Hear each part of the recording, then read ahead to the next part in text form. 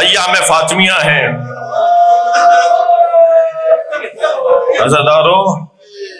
عزادارو اگر کسی کے 4 بیٹے اور 1 بیٹی ہو، بیٹوں کو اگر کوئی مار بھی دینا تو باپ کو وہ تکلیف نہیں ہوتی، جو بیٹی کو کسی اجنبی کے دیکھنے پر باپ کو تکلیف ہوتی.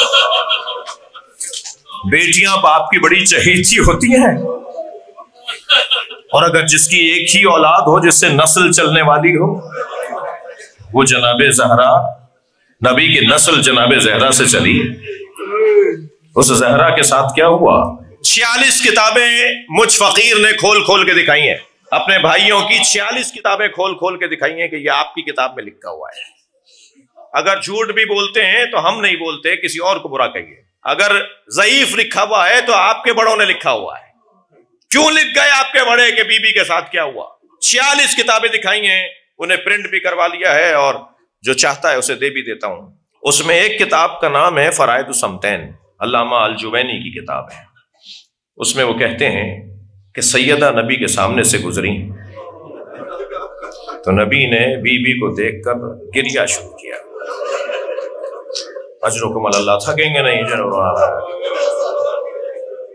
تو پوچھنے والوں میں سے کسی نے پوچھا کہ یا رسول اللہ آپ زہرا کو دیکھ کے رو کیوں رہے ہیں؟ فرمایا جب میں زہرا کو دیکھتا ہوں، اس پہ غور کرتا ہوں، تو مجھے یاد آتا ہے کہ میرے بعد اس پر کیا گزرے گی. مکمل مرثیہ ہے یہ جناب زہرا کا، جو نبی کی زبان سے بیان ہوا ہے. جب میں فاطمہ کو دیکھتا ہوں تو مجھے یاد آتا ہے کہ میرے بعد اس پر کیا گزرے گی. اس کے گھر میں ایک بہت بڑی مصیبت داخل ہوگی، اور جو مصیبت داخل ہوگی انتہکت حرمتها، وہ اس کی حرمت کو پامال کرے گی. وہ منعت ارثها، اور وہ اس کے ارث سے، اسے میراث سے محروم کر دے گی. اس کے بعد والا جملے سنیں گے، وَكَسُرَتْ جَنْبَيْهَا، وہ اس کی پسلیوں کو توڑ دے گی. یہ نبی کے جملے ہیں اہل سنت کی کتاب میں. وہ مصیبت فاطمہ کی پسلیوں کو توڑ دے گی. بات یہاں نبی نے ختم نہیں کی، فرماتے ہیں وَإِسْقَطَتْ جَنِينُهَا، اس کے شکم میں اس کے بچے کو ماریں گے. وَهِيَ تُنَادِي يَا مُحَمَّدَ، اور جب اس کے ساتھ ایسا ہوگا تو یہ آوازیں دے گی یا محمد، بابا مجھے بچاؤ، بابا مجھے بچاؤ. تستغیث ولا تغاث، مدد کو پکارے گی، کوئی اس کی مدد نہیں کرے گا. میری بچی پکارتی رہے گی، کوئی اس کی مدد کرنے والا نہیں ہوگا. اجرکم اللہ. بہت رو لیے، گریہ ہو گیا.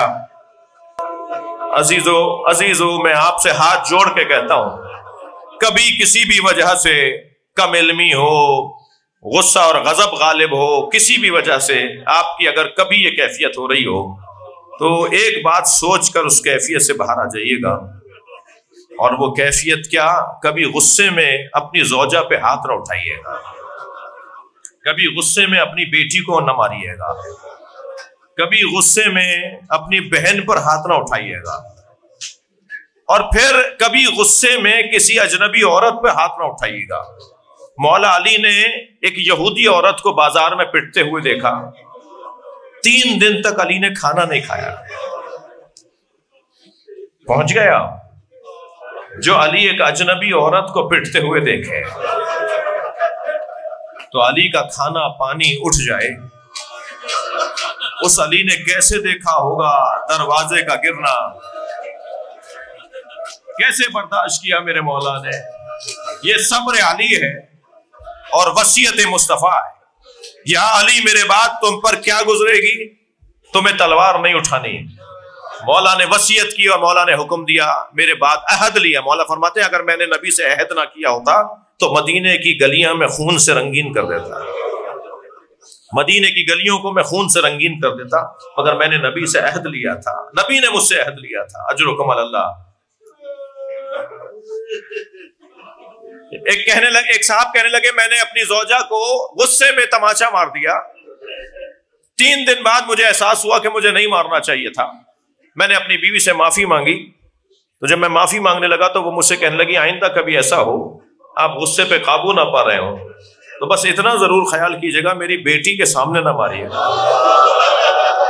جب آپ مجھے مار رہے تھے میری بیٹی دیکھ رہی تھی، ہماری بیٹی دیکھ رہی تھی، اور وہ 3 دن سے بخار میں، اور بس ایک ہی بات کہتی ہے، بابا بابا نے اماں آپ کو مارا، اماں آپ کو بابا نے مارا.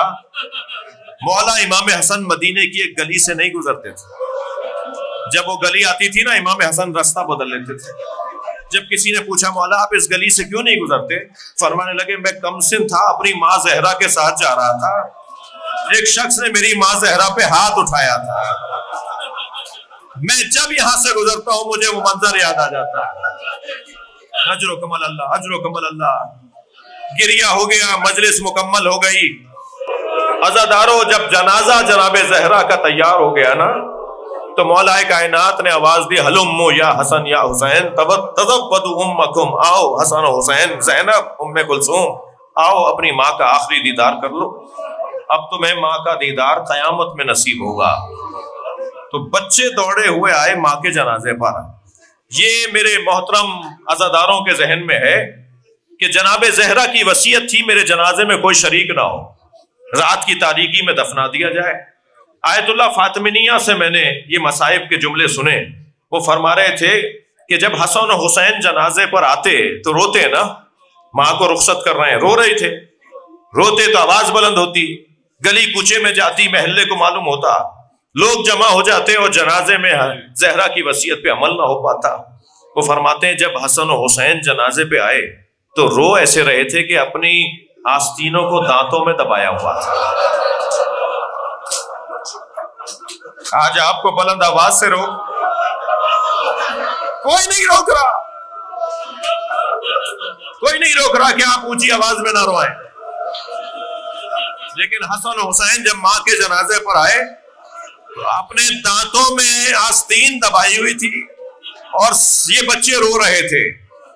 سارے بچے زہرا سے لپٹ کے رو رہے تھے. ان بچوں میں حسین مولا کہہ رہے تھے بابا میری ماں تو مجھے گلے لگاتی تھی. زہرا نے دونوں ہاتھ پھیلا دیے. بی بی کی شہادت کے بعد بی بی کا یہ پہلا معجزہ تھا. کفن کھلنا شروع ہوا، دونوں ہاتھ بلند ہو گئے. حسین کو سینے سے لگایا، دونوں ہاتھ حسین کی پشت پہ رکھ دیے. اور بعض حدیثوں میں تو یہ ہے کہ ایک طرف حسن نے سر رکھا ہوا تھا، ایک طرف امام حسین نے سر رکھا ہوا تھا. دونوں بچوں نے سر بی بی کے سینے پہ رکھے ہوئے تھے اور بی بی نے دونوں ہاتھ دونوں بچوں پہ رکھے ہوئے تھے.